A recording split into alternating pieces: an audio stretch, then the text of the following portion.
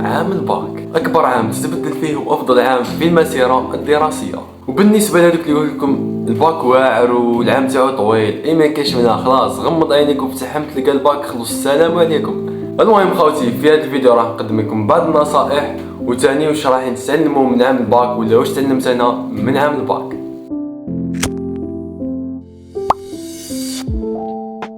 اولا واللي هي ان عام الباك اكبر عام تستبدل فيه، وهو العام اللي راح تبدل فيه عقليتك ونظرتك للحياه. معناتها معظم الناس رايحين يتبدلوا والاغلبيه تاعهم هما اللي حابين يقراو للباك. وثانيا هذه صعيبه بعض الشيء اخوتي، واللي هو العام اللي راح تكتشف فيه الاصدقاء الحقيقيين والاصدقاء المؤقتين كما نقولوها. وثانيا راح تفقد فيه اكبر عدد من الاصدقاء. تسمى باه دير في حسابك باللي راح تولي واحد يسمى عميق. ثالثا في عام الباك راح تبدا رحله الاعتماد على النفس. معناتها راح تولي تعتمد على نفسك بزاف، شغل ما كانش اللي يوقف معاك، وكيما نقولوا حنا راح تخدم كلش وحدك وتعتمد على نفسك وتطيح وتنوض وتحارب من اجل ذلك الحلم. هو زعما يقولوا له حلم صعب ما يستاهلش خلاص كلمه زعما نعبروا عليه بكلمه حلم باسكو تافه يقصدوا ساهل. شغل احنا في الاول الناس اللي محاطين بينا يقولوا لنا الباك والدنيا شغل نحسبوا حاجه كبيره واعره، من بعد كنروحوا نعقبوه نلقاو حاجه صغيره تافهه تقتل، والله تافهه تقتل والله. رابعا وثاني خاوتي في عام الباك راح تتقرب بزاف لربي، يسمى فئه كبيره من الناس راح يتقربوا لربي، وسيرتو كي يقرب الباك الناس كامل تولي تصلي شغل باش تدعي ربي ينجحها ودنياكم تعرفوا، وهذه باينه من الصلاه حاجه مليحه بزاف. وثاني كاين حاجه خاوتي سيز ما قلت لكمش بلي انه عام الباك سريع وممتع. وثاني ملاحظه فقط تولوا تطيحوا في نفس الديفو اللي طحت فيها انا. شغل في عام الباك كلش يحلى لكم ديروه، اي حاجه ماكش متوقعها تجي في راسك راح تولي ديرها. انا كي قرب الباك بالك بقى له شهر ولا دخلت ندير في اليوتيوب ولا تلعب في التليفون، شغل اي حاجه ديرها تولي ترسم تولي تغني، المهم تسلك راسك من واقع الباك. لا علينا يا خوتي، دوك نديكم بعض النصائح للباك.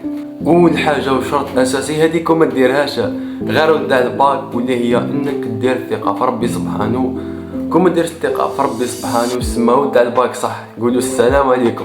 وثاني حاجه بعد الثقه في الله تعالى، وهي انك دير كونفيونس في روحك، يعني دير الثقه في روحك. من الثقه في النفس لعب دور كبير في عام الباك. وثاني خاوتي هذه حاجه مليحه بزاف انك تنظم البلاصه اللي راك تقرا فيها. انا شخصيا قبل ما ننظم البلاصه اللي كنت نقرا فيها شغل عانيت، كانت تبان لي قرايه صامته ودنيا، وكي نظمتها قدامكم من بلي شحال عنده قرايه ولا تبان لي حاجه مليحه وليت نشتي القرايه دنيا شغل بلي تفهموا الوسط اللي تقراو فيه راه ياثر على القرايه تاعكم. ولا كان ما عندكمش بلاصه تقراو فيها ولا تنظموها نورمال، كاينين بزاف ناس قراو في الارض وصدقوني داو معدلات كبار بزاف، تسمى لا يوجد مستحيل في القرايه، ما ديرش الاسباب. وثاني نصيحه خاوتي انا صرات لي وما نتمناش انها تصرى لكم خاوتي، كي تديروا حاجه حفظتوا ولا خلصتوا حفاظه ولا ما على باليش انا فهمتوا درس ماشي تروحوا زعما تقولوا للناس راني فاهموا مليح ودنيا. خاوتي امي ضربوكم بعين، وصرات لي انا كنت نحفظ نورمال وكانوا يسقسوني الناس نقول لهم خلصت وما على باليش واش، حق ربي ضربوني بعين كي قرب الباك وليت ما قدرتش نحفظ خلاص. والله هي صعيبه صح خاوتي، كي تحبوا ديروا حاجه ديروها في السر، حفظت صايق في فمك ما تهضر حتى لواحد. ما صعيبه صح العين. انا كيما انا في الاسلاميه حفظت من جون في بديت نحفظ خلصتها وفاهمها، وفي اليوم تاع الباك نسيت كلش وديت 10.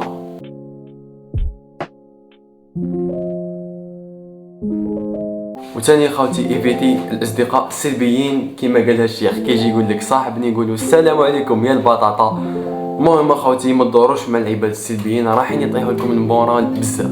ثاني خاوتي هذه نصيحه من القلب، هذه اكبر نصيحه وتولوا تطيحوا فيها خاوتي، ما تصدقوش كيف يقولوا الاقتراحات ما تصدقوهمش خاوتي، والله تعكسوا عكسها مش نورمال. خاوتي انا في الفلسفه عطاتنا الشيخه 3 اقتراحات هذه ربي عطاتنا 3 كيف يقولوا 3 مقالات راح حفظتهم، وحده ما طاحت كنت ندي شفت في الفصل كامل كنت ديت فيهم كامل، هي تقولنا حنا نحفظوا، هي حنا صاي صدقناها قلنا الشيخه دي توحي. المهم احبك يا استاذه ماشي قصدي، لا علينا خاوتي ما تصدقوش الاقتراحات لا تاع اليوتيوب لا تاع الشيخ لا تاع باباكم، باسكو الباك واحد ما على بالو به غير اللي يخدموا ربي سبحانه. خاوتي ما ديروا الثقه في الاقتراحات وصاي. هذه هي خاوتي، ونتمنى يكون عجبكم الفيديو واستناو الفيديو الجاي يا خاوتي. والله قاصح على بالكم ملي بديت نقرا في الباك وانا نصور في لي فيديو زعما اللحظات تاع الباك ودنيا المهم اخوتي الله نسيت فيك صرا نهضر تبنا الباك كلشي راح دير اخوتي. المهم اخوتي ابوني فلاشان وديروا لنا جام وتهلاو اخوتي. السلام.